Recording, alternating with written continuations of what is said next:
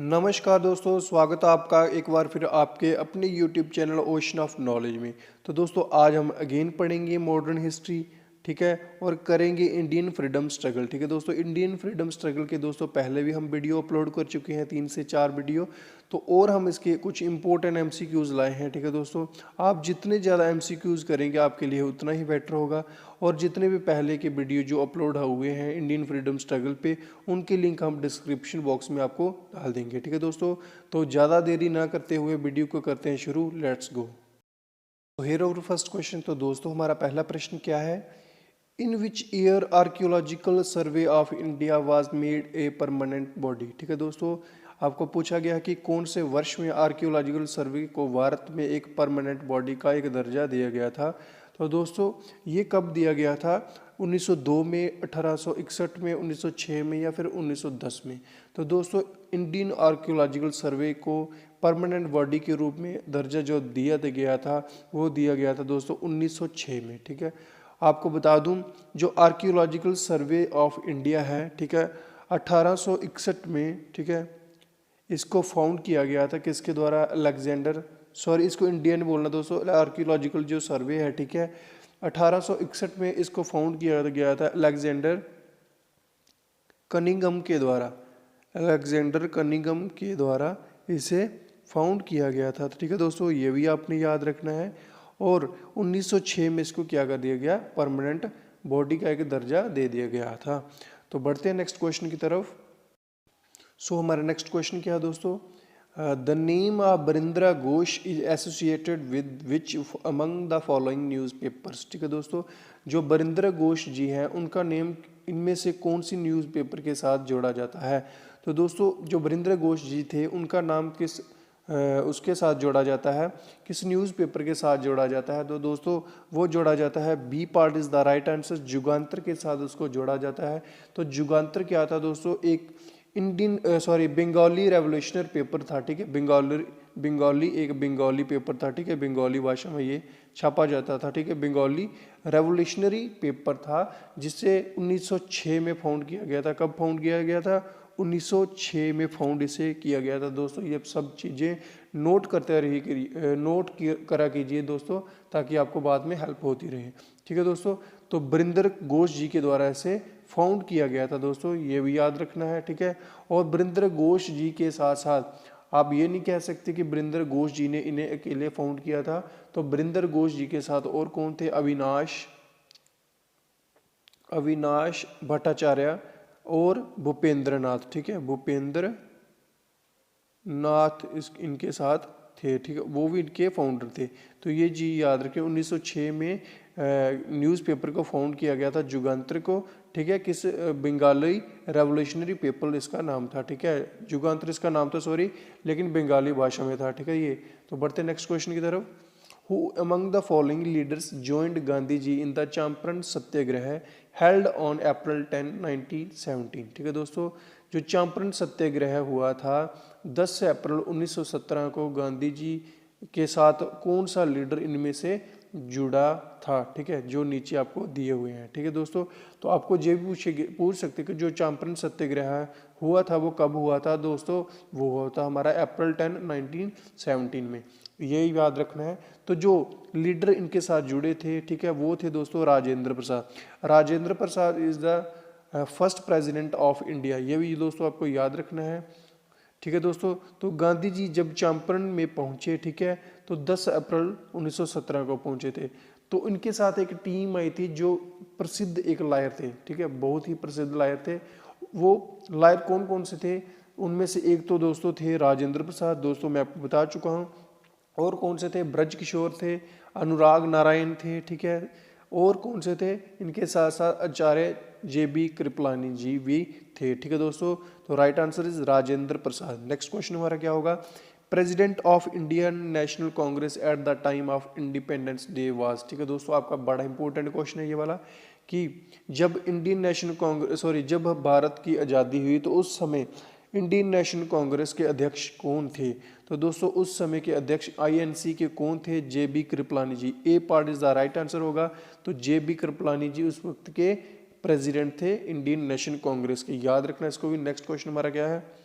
Who was the Prime Minister of England when Simon Commission came to India to review the working of Government of India Act 1999? ठीक है दोस्तों, याद रखना इसको दोस्तों, बड़ा इंपॉर्टेंट क्वेश्चन, एक ही क्वेश्चन आपको बहुत सारी चीज़ें बता रहा है। ठीक है, तो आपको पूछा गया है, क्या गया है इसमें कि प्राइम मिनिस्टर ऑफ इंग्लैंड के उस समय के प्राइम मिनिस्टर कौन थे जब साइमन कमीशन भारत में आया था, किस चीज़ को चेक करने के लिए, गवर्नमेंट ऑफ इंडिया एक्ट 1919 को चेक करने के लिए।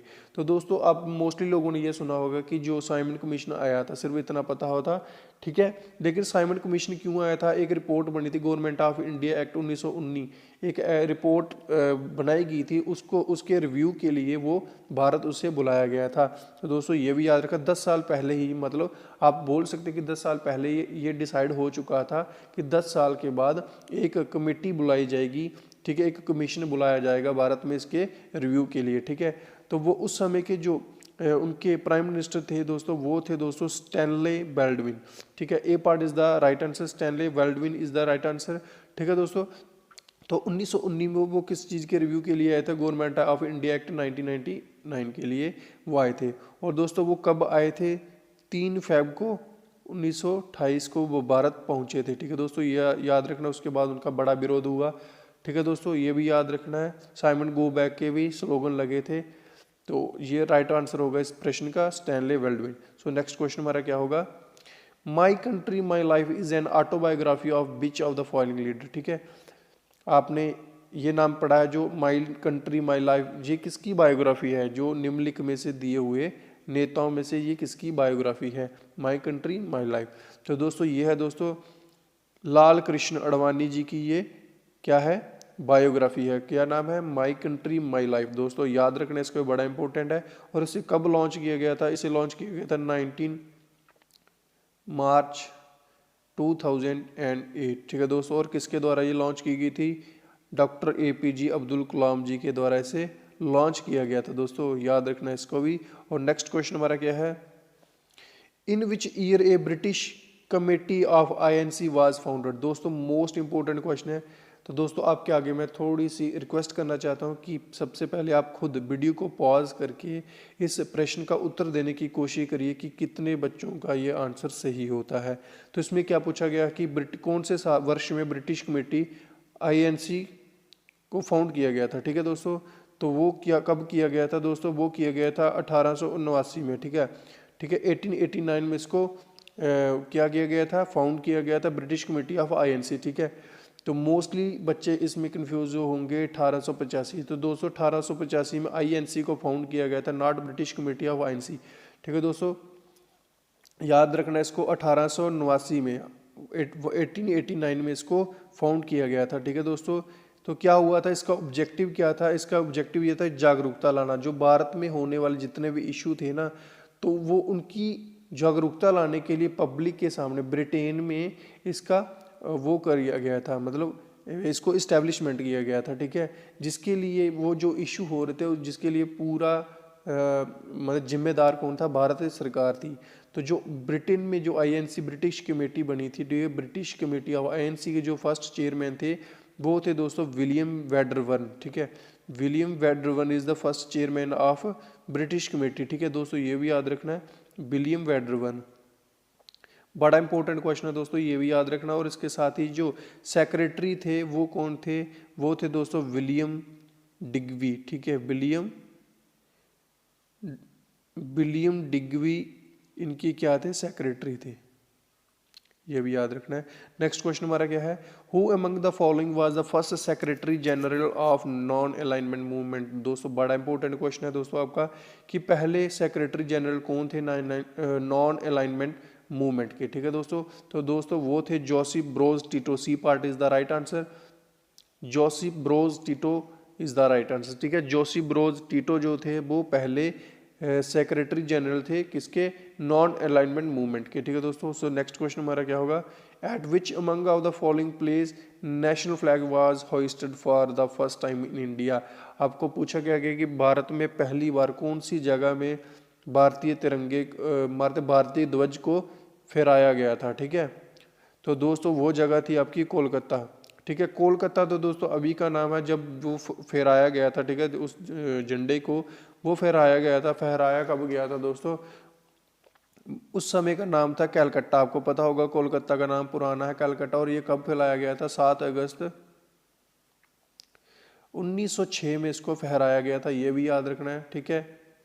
कौन सी जगह में? पारसी बेगन स्क्वायर जगह है उसमें, उधर फहराया गया था। जो डिज़ाइन था फ्लैग का वो अभी की तरह नहीं था जैसे अभी है, उसका जो पुराना डिज़ाइन था उस समय का वो कौन सा था? उसमें 3 हॉरिजेंटल स्ट्रिप्स थी, आपको जैसे अभी है, ठीक है। 3 हॉरिजेंटल स्ट्रिप्स थी। ऊपर वाली लाइन में जो थी स्ट्रिप थी उसमें कौन सा कलर था? रेड था। नीचे वाली में येलो था और इसमें कौन सा था? ग्रीन था सबसे बॉटम में, ठीक है। ये भी याद रखना आपको। सो नेक्स्ट क्वेश्चन हमारा क्या है?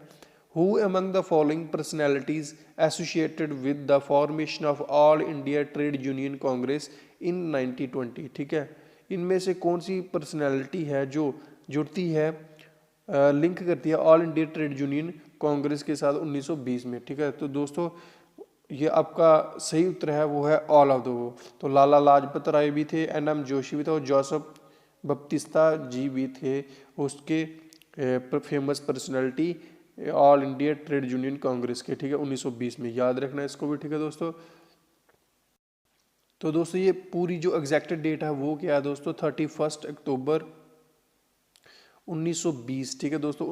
31 अक्टूबर 1920 में, ठीक है, all India trade union Congress form की गई थी। और इसके साथ ही आपको बता दो किस जगह में? बॉम्बे में, ठीक है। ये भी याद रखना आपको, बॉम्बे में इसको फॉर्म किया गया था। सो नेक्स्ट क्वेश्चन हमारा क्या होगा?